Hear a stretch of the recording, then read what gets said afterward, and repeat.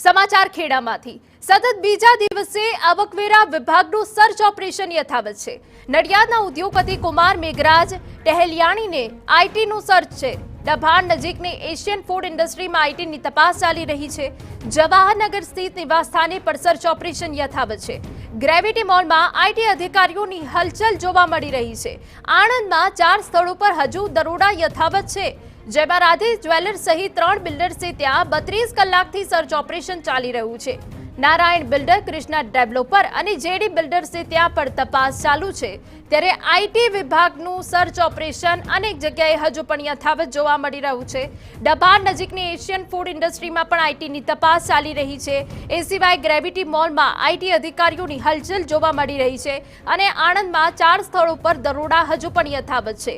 Radhe jewellers સહિત 3 બિલ્ડર્સે ત્યાં 32 કલાકથી સર્ચ ઓપરેશન ચાલી રહ્યું છે। એ સિવાય નારાયણ બિલ્ડર, કૃષ્ણા ડેવલપર અને જેડી બિલ્ડર્સે ત્યાં પણ તપાસ ચાલુ।